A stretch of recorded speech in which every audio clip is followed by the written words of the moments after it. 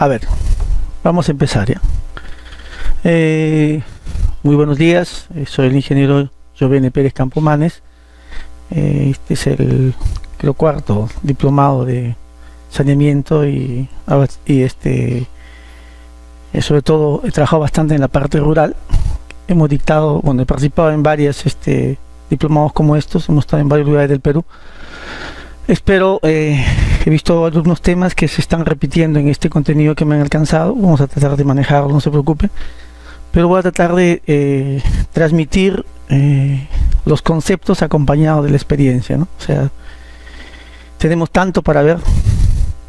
El fenómeno del niño costero nos enseña muchas cosas y creo que todos tenemos mucho para aprender de eso, ¿no? Entonces vamos a enfocarnos haciendo énfasis bastante en lo que ya ustedes han llevado. Por eso les pregunté a todos qué curso habían llevado y de qué profesión son. Una de las cosas que hay que trabajar bastante aquí es la parte desde la mecánica de fluidos, para entender todo el comportamiento del flujo, porque es la conducción que se hace, ¿no? Y bueno, desarrollaremos ese tema desde la hidráulica. Ahí tengo un diseño de boca toma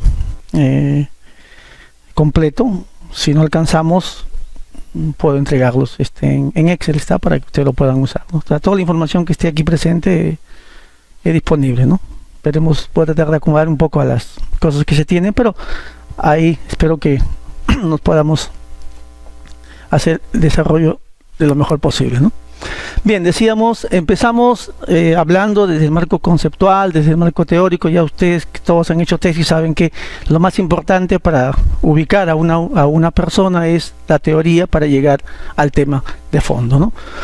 Luego, bueno, esto, como decía, estaba en contenido, lo voy a hacer rápidamente porque ahí tengo algunas cosas que podemos ver. Nos interesa esto, que son los puntos de captación desde ambos puntos, superficial y subterránea. Vamos a desarrollar varios ejemplos prácticos, sobre todo aprovechando, como decíamos, el fenómeno que se presentó. Podemos hablar, por ejemplo, de las precipitaciones, el efecto que ha generado con las construcciones. En muchos de los casos, en la zona que estaba en el norte, muy rara vez en las construcciones se están considerando las precipitaciones para una construcción. Las viviendas han soportado precipitaciones bastante significativas. Muchas de ellas han tenido dificultades para poder, digamos, soportarlas.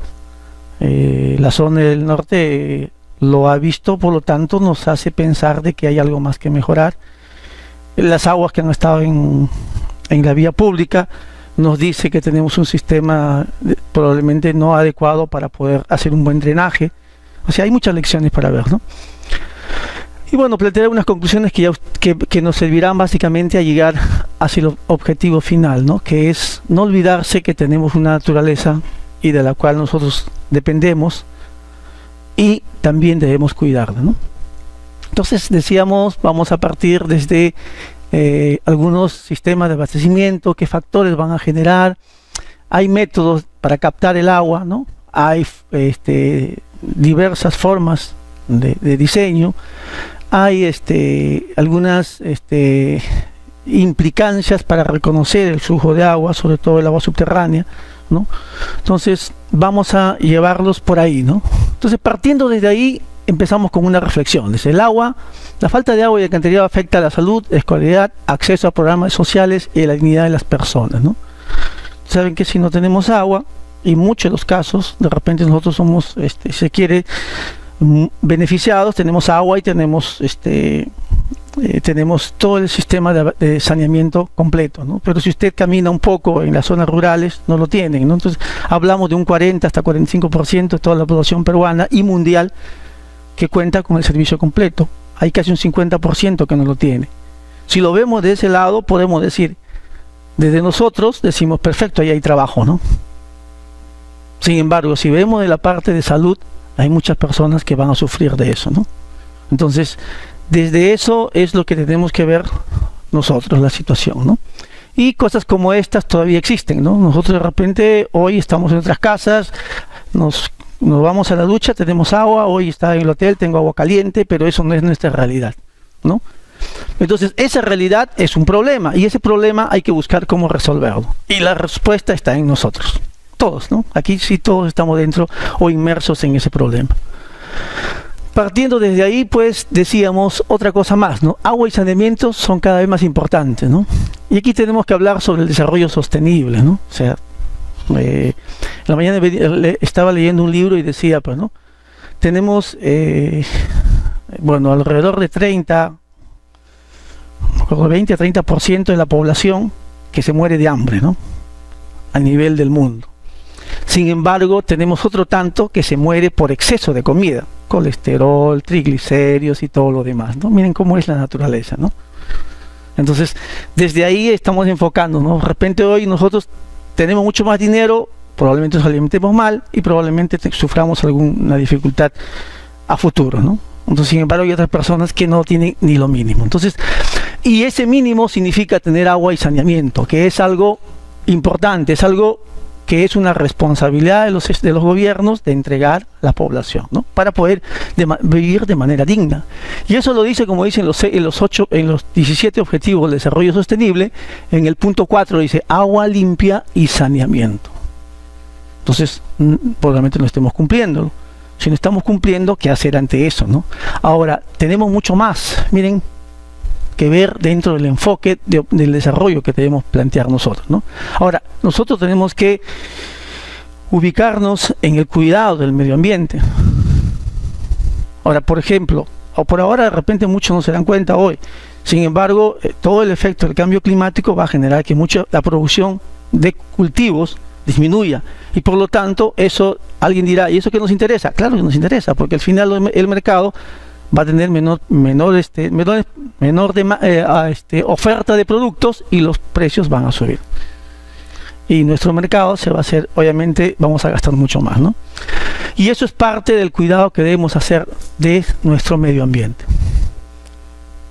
Entonces, partiendo desde ahí, empezamos pues hablando de algo, ¿no? Captación, ¿no? Entonces, hay diversas formas de captar, ¿no? A nosotros de repente ustedes han hecho ese tipo de trabajo, van a un río si es que necesitan agua, o van a trabajar, por ejemplo estuve en Chimbote la semana pasada. En Chimbote, ¿cómo hacen? Todos captan agua prácticamente a través de un río. ¿Qué pasó con el fenómeno del Niño Costero? Se quedaron sin agua, porque colapsó el canal, ¿no? Ahora, ¿quiénes manejan las aguas el agua, digamos, la mayor cantidad de agua? Las juntas de regantes o las comisiones de regantes. Entonces, por ahí es donde la población es una parte muy pequeña de la demanda existente, ¿no? ¿Por qué? Porque obviamente la dotación es mucho menor también, ¿no? Entonces siempre se busca poder satisfacer la demanda de una población. Y ustedes saben, por hidrología, cuando nos enseñaron el concepto de balance hídrico, había dos conceptos bien planteados, ¿no? Uno era la oferta y otro era la demanda, ¿de acuerdo? Partiendo desde ahí, hay ofertas y hay demandas, ¿no? Entonces debemos que ver ese análisis para poder definir en qué casos yo puedo disponer de una captación y generar una demanda más, ¿de acuerdo? Entonces, acá otro tema más que tiene que ver mucho con la hidrología, ¿no? Ahora ustedes saben, hay varios software para poder calcularlo, ¿no? Usted puede entrar, bueno, uno de ellos es Hidroesta, hay mucho más, por supuesto. Hay diversos métodos para calcular, pero aquí nos paramos un poco y hablamos de algo muy cierto. Quienes están en el campo no van a dejar mentir.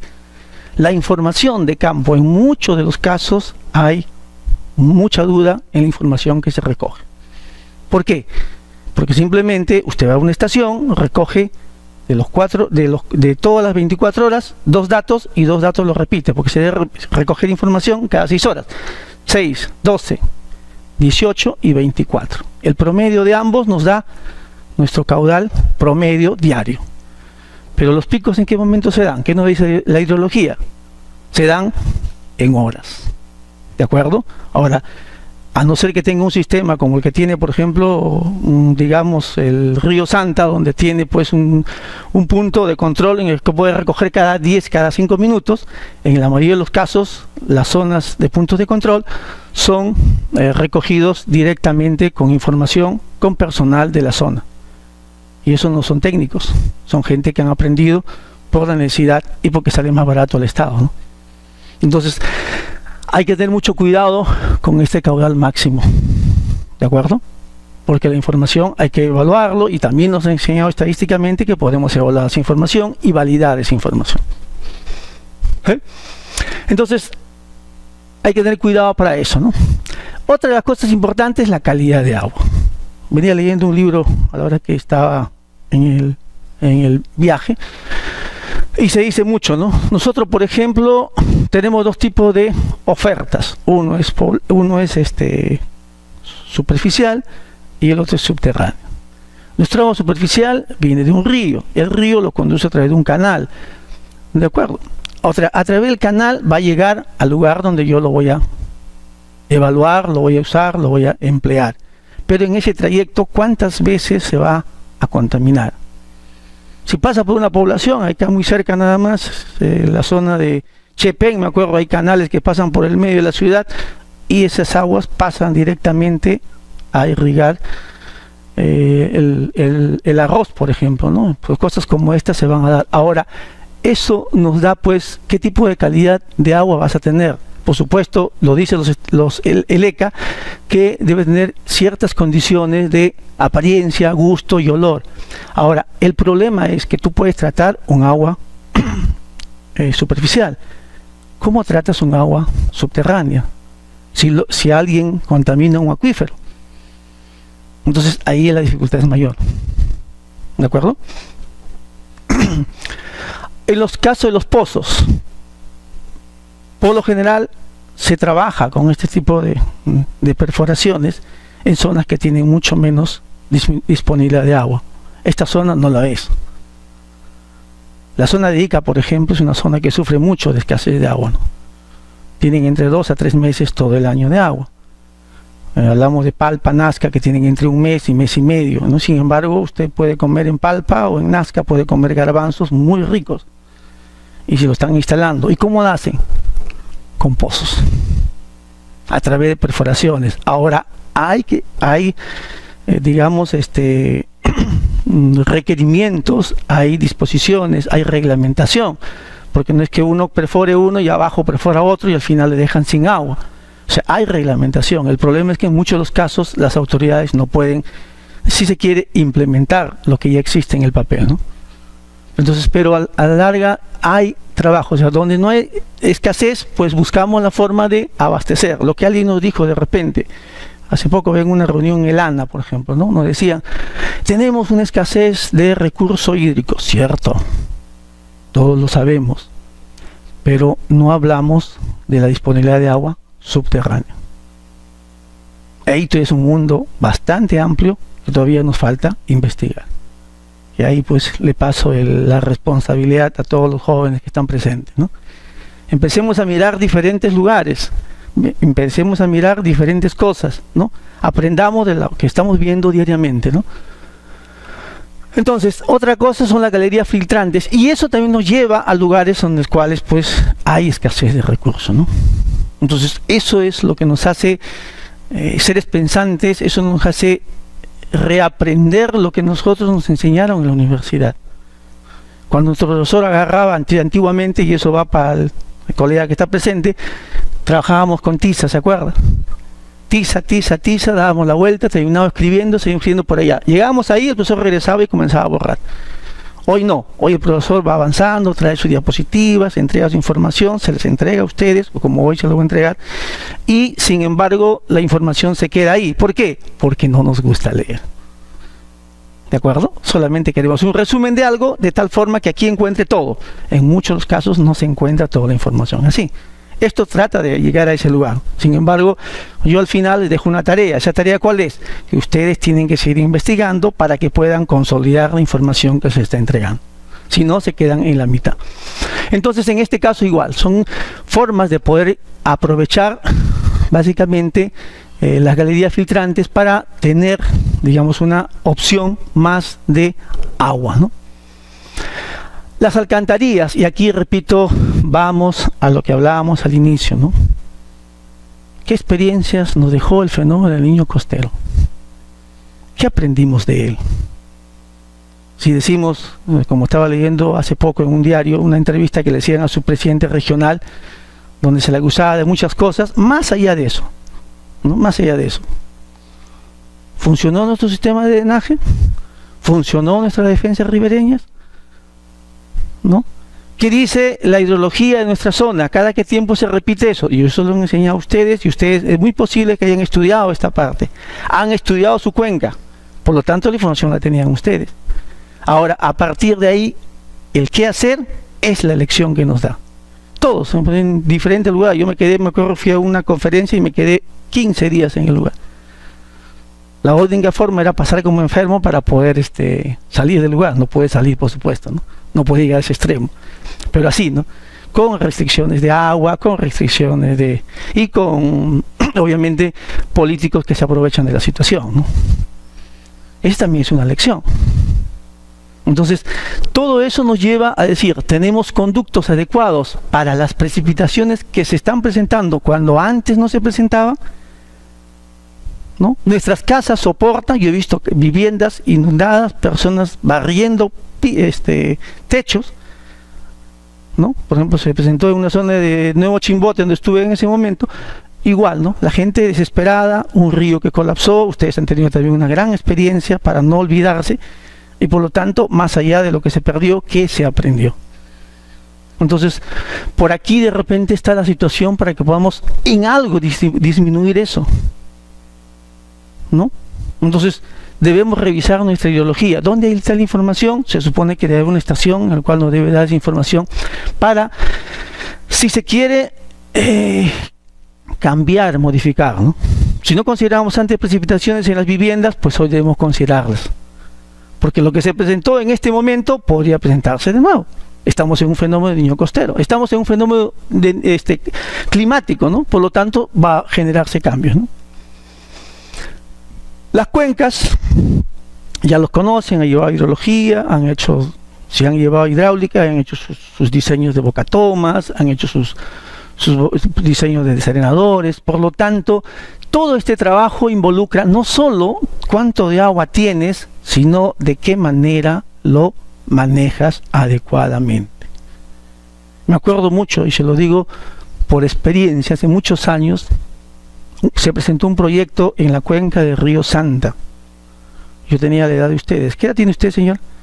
Sí, ya yo tenía 28 años, me acuerdo, ese joven. Entonces, y una empresa presentó la propuesta de trasladar las aguas que van al proyecto Chinecas paralelas al canal de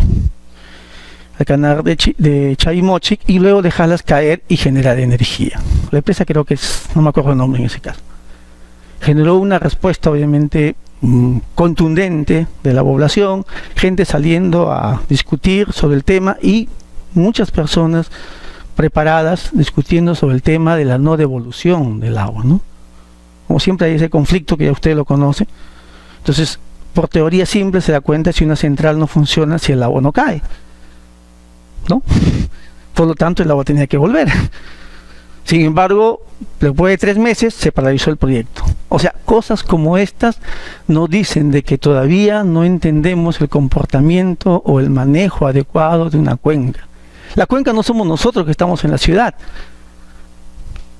La cuenca son todos. Miren, ¿cuántas personas viven en las partes más altas? 4.000, 5.000, 3.000. ¿Alguna vez alguien se ha tomado el trabajo de hacer una visita completa a una cuenca? Hoy que ya tiene movilidad, háganlo, para que vean las realidades diferentes de cada población.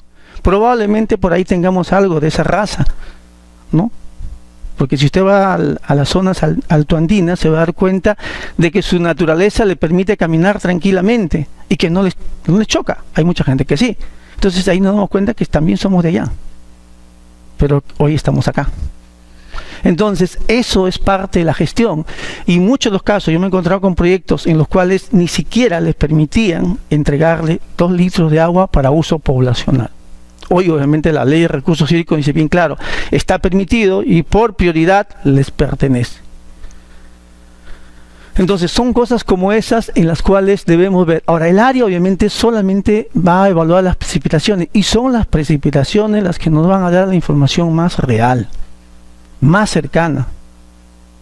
porque, como le decía, la recopilación de información que estamos haciendo desde la hidrología, desde desde los puntos de control, yo he visto en varios lugares, he trabajado en varios lugares de diferentes zonas del Perú, y en casi todos la recopilación de información es bastante rudimentaria. O sea, eso que nos enseñaban los docentes cuando todavía no teníamos la posibilidad de tener un correntómetro, por ejemplo, para medir, eso que nos decían, por ahí visto una botellita, llenar agua, 2/3 partes, colocarlo todavía para medir, generar nuestra sección, sectorizar y lanzarlo y luego medirlo, eso todavía se aplica. Y esa es la información que recogen en varios lugares del Perú. Entonces, por lo tanto, usted tiene que tener cuidado con la información. Entonces, ¿qué le queda? Análisis de precipitaciones. Más seguro, más cercano a nuestra realidad. Entonces, otra cosa, el sistema de drenaje. Entonces, estamos hablando de poblados y ciudades. Entonces, decíamos, en zonas que ya están acostumbradas a la precipitación, como Huaraz, por ejemplo, usted ve, cae la lluvia, ¿no? Tiene su forma diferente, ¿cierto? Tiene su inclinación, pero automáticamente no nos llenamos de agua en nuestra ciudad. Entonces, ahora, si nosotros hemos definido nuestro sistema de drenaje para un caudal definido, y ahí nos acordamos, pues yo decía, nunca se olviden de mecánica de fluidos. La mecánica de fluidos nos enseñó un concepto que se llama ecuación de continuidad. ¿Se acuerda? ¿Qué decía la ecuación de continuidad? ¿Se acuerdan? Ya se olvidaron. Acuérdense. Sugerencia, un buen libro de mecánica de fluidos tengan a la mano. ¿Qué nos decía? Muy simple, ¿no? Un sistema, punto 1, punto 2. El caudal en 1 es igual a caudal en 2. ¿De acuerdo? ¿Eso qué significa? Velocidad 1, área 1, velocidad 2, área 2. Aquí estamos hablando de esto, de aquí, nos da un pi, diámetro al cuadrado, entre 4. ¿Qué pasa si este caudal aumenta, como lo que está pasando aquí? Este Q1 ya no es igual a Q2, ¿cierto o no? Ya no se puede aplicar la ecuación de continuidad. Y partiendo desde ahí es que de repente este diámetro tampoco va a funcionar. Por lo tanto, esta tubería tampoco va a cubrir la densidad que tenemos en ese momento. ¿Se dan cuenta? Entonces, por eso le digo, siempre cuando vean estos temas, un buen libro de fluidos, un buen libro de hidráulica, por ejemplo, el Saldarriaga es un buen libro para conceptos, para poder manejar los conceptos básicos. Juan Saldarriaga, muy buen libro, bien, hace poco salió una edición que les puede servir de mucho, ¿no? Bien, otro importante infraestructura que debemos considerar son las bocatomas, ¿no? Y ahí quiero llegar también, ¿no? ¿Cuántas bocatomas conocen ustedes? Se supone que conocen la de Chaymoche, ¿no? ¿Cierto o no? Todos deben conocer la de Chaymoche. Pues la de Chaymoche, que es una de las bocatomas que está abasteciendo el valle, ustedes y la población. Entonces tiene grandes dificultades en este momento, ¿no? Todos los años, si usted agarra un periódico, lee un libro o visita la zona, le van a decir que siguen trabajando con el diseño del modelo adecuado para poder determinar las fallas en el diseño. Pero las fallas no están partiendo del diseño en sí. ¿Dónde está la mota? Acá.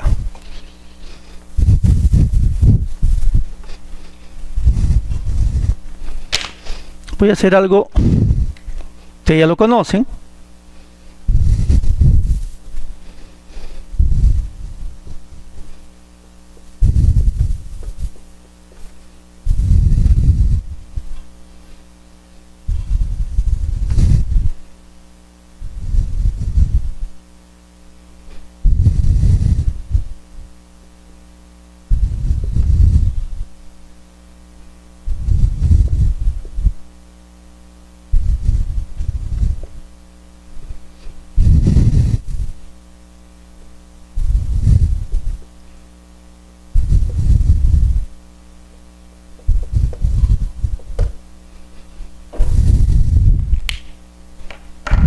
Ustedes han dado cuenta que estoy haciendo una imagen que tiene que ver mucho con la parte de hidráulica de canales, ¿no? Hoy, antiguamente, en nuestra época, ingeniero, se llamaba mecánica de fluidos 2, ¿cierto?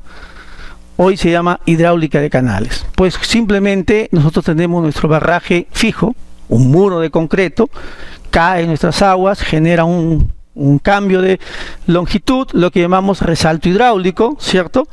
Partiendo desde ahí, se supone que aquí tengo yo una poza disipadora, la poza disipadora disminuye los efectos de esa energía generada y luego, terminando de disipar, pasa a tener las mismas condiciones antes de la caída, condiciones normales, ¿no? O lo que su profesor le enseñó, los tipos de flujo, flujo crítico, subcrítico y supercrítico, ¿no? O sea, pero el detalle es que nosotros hemos diseñado esto para agua, pero no hemos diseñado en el agua considerando sedimentación que va a arrastrar. Y si ustedes saben, si el agua de por sí o la energía de por sí genera obviamente procesos de erosión, el agua con sedimentación y con posiblemente elementos de canto rodado va a generar mucho más daño en la infraestructura, y eso es lo que está pasando en este momento. Entonces nos enseñamos nosotros que aquí debo ampliar mi poza disipadora, aquí debe disiparse todo, pero no está pasando eso. Y hoy, inicialmente, se los digo, el proyecto tenía problemas, hoy lo tiene también abajo, hay 3 bocatomas que están sufriendo lo mismo. Entonces ahí ya hay algo para investigar. Por lo tanto, una bocatoma nos permite conducir el agua, cierto, pero ¿cuántas bocatomas hay en el Perú? ¿Cuántos valles, cuántas cuencas tienen bocatomas permanentes como la que usted está viendo en este momento, por ejemplo, ¿no? Muy pocas. La gran mayoría capta de manera rudimentaria, señores. Todavía existen los famosos caballetes, ¿no? Eso que nos enseñaron nuestros ancestros. Eso de generar nuestros triángulos amarrados con piedras y derivamos el flujo de agua. Eso que nos enseña inicialmente o rudimentariamente la ubicación de la captación. Entonces usted va y dice allá. ¿Y por qué le enseña la ubicación? Porque el flujo de agua se ubica, se acomoda a esa ubicación. Estás como si estuvieras simulando un barraje para poder captar. ¿Ve? O sea, pero eso no es lo correcto. ¿Por qué? Porque eso funciona en épocas de estiaje. En épocas de venidas no funciona, se caen, por lo tanto nos quedamos sin agua, por lo tanto no tenemos agua permanente. Miren acá justo lo que le estaba comentando del detalle de ahí, ¿no?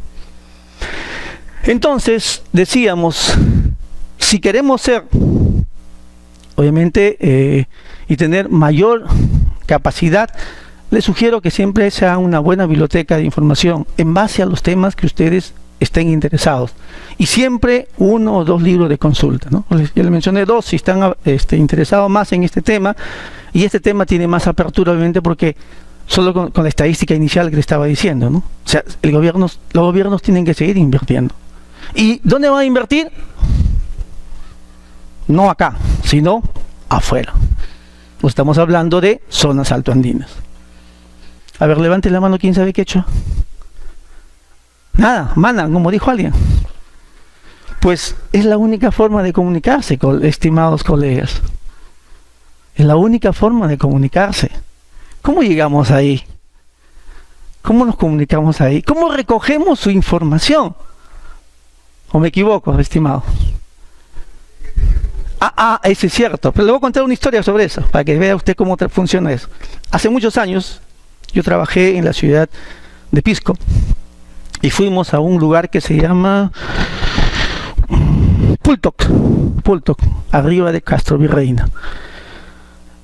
Allá hay una ceremonia que se llama 2 veces al año se sueltan las lagunas, y uno va al lugar, solicita la autorización de ellos, porque eso es lo que se debe hacer, porque es su zona, para que uno pueda llevar las aguas a la zona de Pisco. Y llegamos al lugar, y como usted dice, me ubiqué un lugar, una persona, porque yo tampoco sé qué he hecho, más allá de Manan y 2 cosas más, no sé más, ¿no? Y por supuesto, si lo puedo decir con toda sinceridad, tuve la oportunidad de aprender, pero no lo hice. Mi padre sabía quechua muy bien, pero nunca lo aprendí, ¿no? Entonces, llegamos al lugar, mi traductor, y allá funciona todos con actas. No con internet, no con lo que ustedes manejan, sino con actas, o sea, actas con máquina de escribir. Mientras hablaban, ellos hacían un acta. Y obviamente yo tenía que guiarme a través de lo que la persona me decía. Se firmó el acta y menos mal que uno de nuestro grupo sabía algo de quechua, entendió lo que estábamos diciendo y obviamente no estaban mintiendo. ¿Se da cuenta? Y íbamos a firmar un documento. Entonces hay que tener mucho cuidado y hay que tener también mucho respeto a los lugares donde visitemos, ¿no? A veces pensamos que por nuestra formación o por la experiencia que tenemos ya somos capaces de hacer digamos la construcción que nos ocurra, cuando a veces hay una información importante que las personas de la zona lo tienen y que nosotros tenemos que tener la habilidad para rescatarlas. Y eso va a nuestro expediente. Si hubiera la cantidad de cosas en construcción que ustedes lo han visto en el campo, que se hacen producto de que el ingeniero cree que se debe de hacer así. Sin embargo, hay cosas que hay que escuchar a las personas, porque no se olviden que la obra no es para mí, ni para ustedes, sino para ellos. ¿De acuerdo? El servicio lo damos a ellos. Nosotros pasamos y nos vamos, ¿no? Como dijo una vez un colega, nuestras obras tienen nombre, pero no deben tener apellido. O sea, debemos seguir avanzando. Seguimos. Entonces decíamos, otra obra importante, los desarenadores, ¿no? Estructuras importantes que permiten separar la sedimentación y a partir de ahí puedo proteger. Y ahí también hay todo un proceso. Usted puede hablar de desarenadores y puede hablar, por ejemplo, de procesos que tienen que ver con la mecánica de fluidos. ¿Qué cosa es? Los vórtices. ¿Alguien se acuerda qué es los vórtices?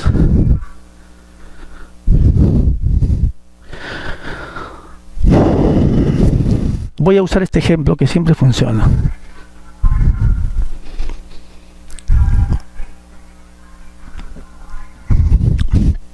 Este es un vaso con agua, ¿cierto? Si yo dejo caer, se me ocurre azúcar, pero un terrón de azúcar, el azúcar va a caer en la parte baja, ¿cierto? Y si por decantación se pone en la parte baja. Si yo cojo una cuchara y lo muevo, ¿qué pasa? Se vuelve a mezclar, ¿cierto? Entonces el vórtice funciona así. O sea, el proceso de separación en el desarenador hace que las partículas pesadas se pongan en la parte baja y el agua se separe. Y como tenemos una estructura llamada vertedero, el agua sale sin sedimentación.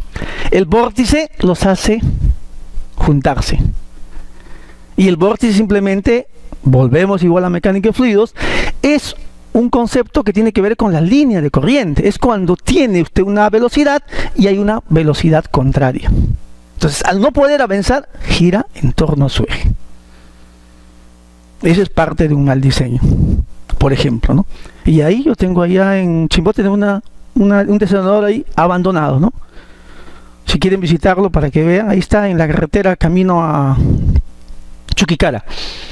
Ahí está, abandonado, no funciona. A alguien se le ocurrió construirlo, digamos, ni siquiera.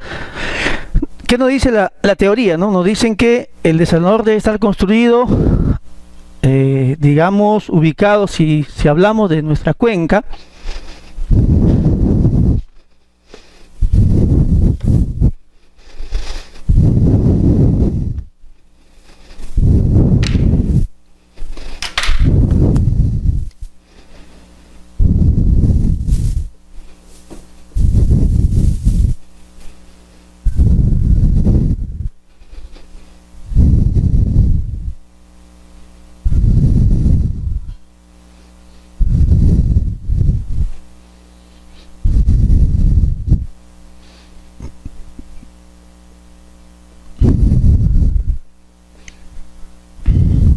aquí tenemos un desarenador.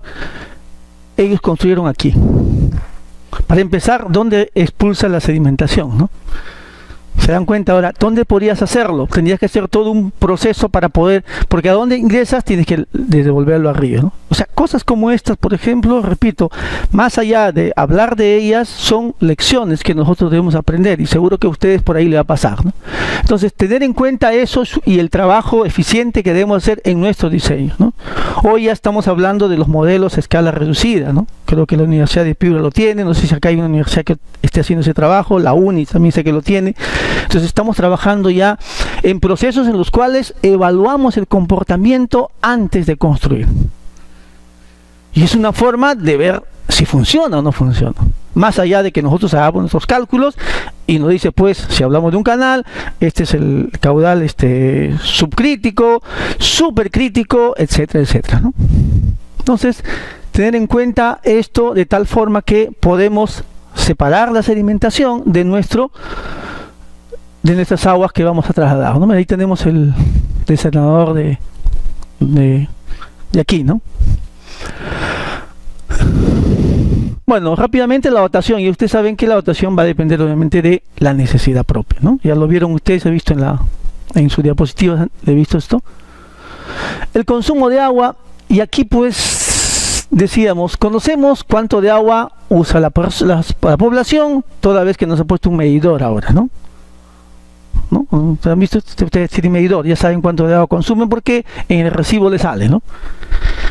Pero comercial, industrial, inclusive minero, hay un artículo que salió hace poco en un diario donde hablaban que hasta ahora se maneja el mismo volumen de agua de hace 15 años que usa digamos el consumo minero, ¿no?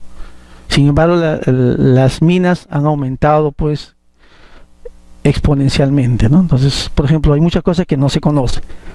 Sin embargo, en el consumo de agua, repito, hay que tener en cuenta la población y hay que tener en cuenta las propias necesidades. Y en muchos de los casos, así como la luz se nos hace, digamos, muy importante, sobre todo cuando llegamos a nuestras casas, sobre todo en las noches o en horas punta, igual el agua, ¿no? Uno llega a su casa, todo el mundo está en su vivienda, por lo tanto el consumo es mucho mayor, ¿no? Entonces, pero aquí no nos olvidemos de la ley de recursos hídricos, donde habla de priorización, ¿no? ¿Qué pasa cuando una cuenca no tiene agua? ¿Con qué la abastezco, no? Aquí lo dejo sin agua, ¿no?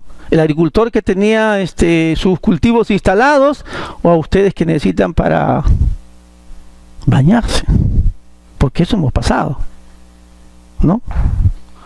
Eso hemos pasado, así que no nos sorprendamos de eso, ¿no?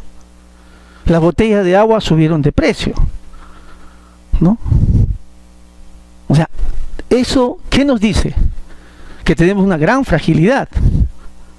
O sea, si hablamos de cosas como estas, son lecciones en las cuales debemos plantear y aprender de ellas, ¿no? Bueno, la dotación media he visto también que está en su material que lo ha entregado el profesor, así que voy a pasar más rápido. Pero básicamente lo que buscamos es que esta persona que necesite el recurso lo tenga en el momento adecuado, ¿no?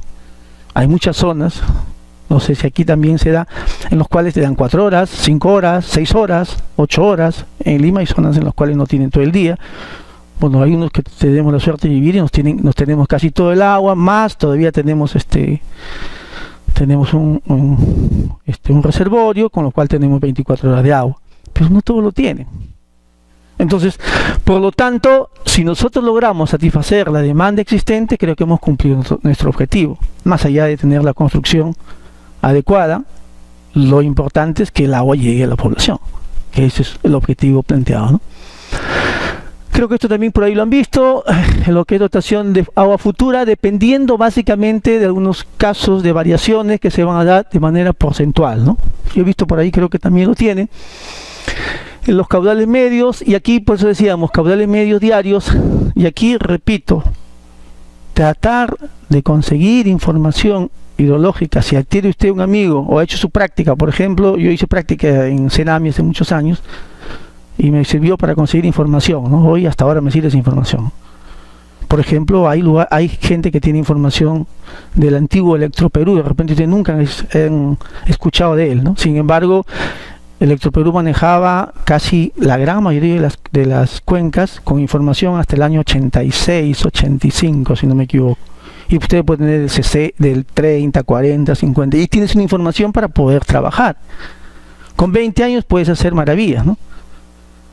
Ahora, por ejemplo, usted ve en todos los estudios solamente hay información promedio, solo hay información mensual.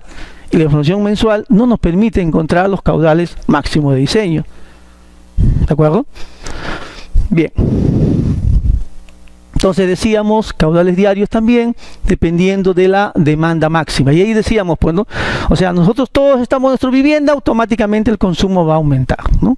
Domingo, por ejemplo, estamos en nuestras casas, ponemos a trabajar a la hora 100% porque toda la ropa va ahí, ¿no? Estamos comiendo todo el día, descansando, porque normalmente es así, ¿no? Es el día en el cual la gente descansa, o de repente hemos tenido una mala noche el día anterior, igual estamos en casa durmiendo, ¿no? Pero igual nuestro consumo es mayor. Normalmente en la semana uno no está en su casa, todo el día está afuera y en la noche son los consumos mayores. Entonces, los caudales máximos horarios, demanda horaria en ciertos momentos. ¿En qué momentos son los momentos picos, ¿no? ¿En qué momento es el mayor consumo? ¿En qué momento? En el cual las personas están en su vivienda, ¿no? Si están fuera de ella, no vas a usar nada, ¿sí? Entonces, hay algunos detalles que también lo he visto en sus diapositivas, pero solamente para pasarlo. Aquí, esto sí, no sé si no lo he visto, lo que es gastos de diseño, ¿no? Hay un libro que estaba leyendo del CPN, un autor que ha hecho un estudio sobre la realidad de México, y ha hecho un estudio, es un ingeniero de la UNI, no me acuerdo el nombre, pero por ahí lo tengo el libro, también lo estaría leyendo, y habla justamente de esto, ¿no? Si quieres una captación, gasto máximo diario. Si quieres una línea de conducción, también tratamiento de agua, también regulación también, pero para la línea de alimentación y distribución, máximo horario, ¿no? Por ejemplo, esa información les puede servir, ¿no? Entonces es importante porque les puede dar las pautas para lo que van a trabajar, ¿no? Ahora, la dotación de agua, repito, aquí hablamos, también lo he visto, el profesor plantea algunos datos reales, pero también pensemos siempre en la población a la cual vamos a atender, ¿no? A las propias costumbres. Ahora, por ejemplo, cuando estamos hablando, por ejemplo, de las poblaciones futuras, ¿qué tipo de población tenemos? Hay población que son, digamos, bastante adultas, por lo tanto, el aumento no va a ser muy considerado. Hay poblaciones que son jóvenes, la gran mayoría son jóvenes, por lo tanto, la población va a aumentar mucho más, ¿no? Entonces, hay estadística, y ahí sí les recomiendo, no en este último, pero sí en lo anterior, hay buena información en el INEI, ¿no? Está por población, por crecimiento, hay por número por edades, para que usted sepa en cada lugar cuál es el porcentaje mayor, si son los adultos o son los jóvenes. Si son los jóvenes, automáticamente usted va a tener que trabajar con una fórmula que genere pues un valor mucho mayor, porque va a ser el aumento de la población va a ser más rápido, ¿no? Con personas adultas obviamente es diferente, ¿no? Entonces acá, en muchos de los casos, por ejemplo, y ustedes tienen la misma situación, nosotros, por ejemplo, en la zona que hemos estado, he visto que cada día los proyectos especiales se convierten en zonas de vivienda, ¿no?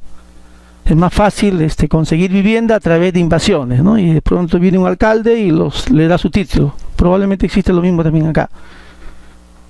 Y si no le existe, bueno, ¿no? Entonces, ¿eso qué genera? Que genere que al final de cuentas ya está la población, ya puso su vivienda, entonces hay mucho más personas que no tienen servicios básicos.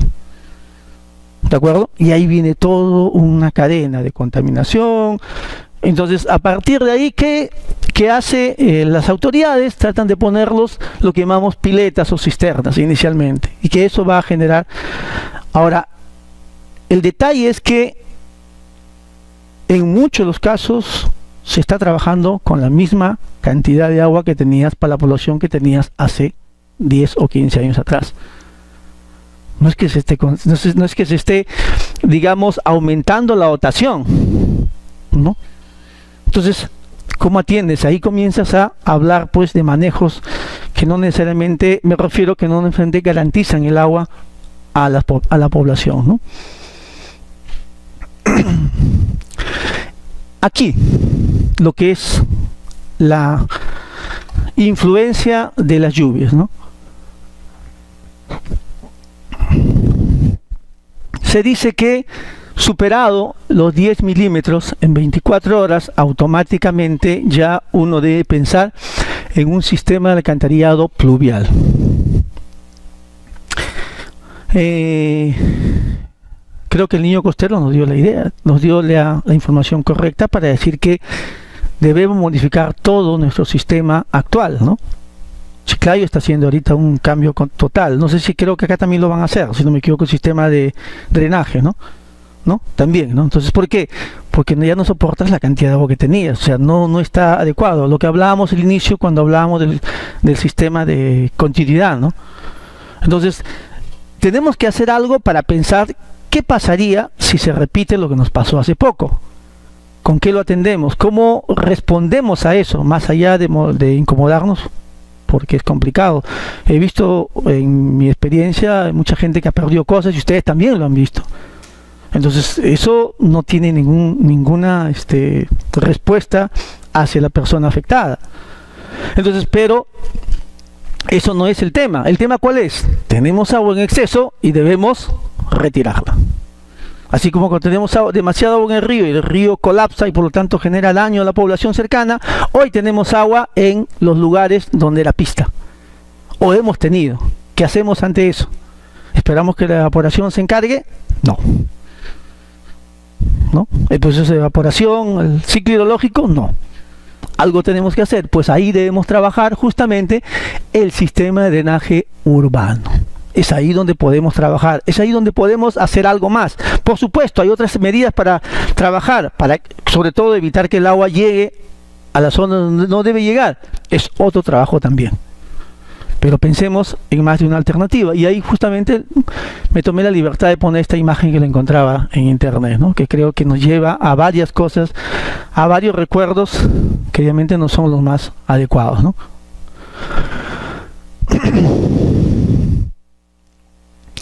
Tomé esta información de la SUNAS donde habla un poco de lo que se hizo en ese momento, el 22 de marzo, que creo que fue la zona o la época en la cual se presentó la mayor dificultad, y solo habla de diagnósticos, ¿no?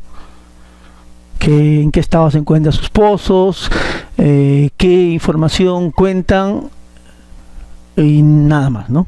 Entonces sería interesante, como decía, tengo amigos en el ANA que trabajan y por ejemplo ellos comentaban, ¿no? Todos los funcionarios del ANA salieron de su oficina en la época del fenómeno del niño costero y se vinieron a trabajar a todas las zonas más complicadas, Trujillo, Chiclayo, Piura, ¿no? Y ahí estuvieron monitoreando toda la información.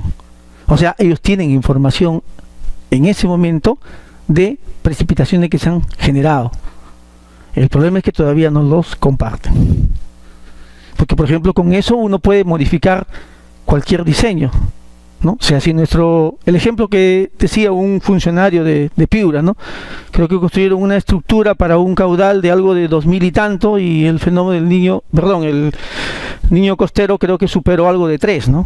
Entonces, si eso es cierto, entonces ya tengo un nuevo caudal de diseño y ustedes saben que eso nos va a generar una nueva altura y todo lo demás va a cambiar. Por supuesto, los costos también aumentan, ¿no? Pero usted tiene que protegerse porque es su obra.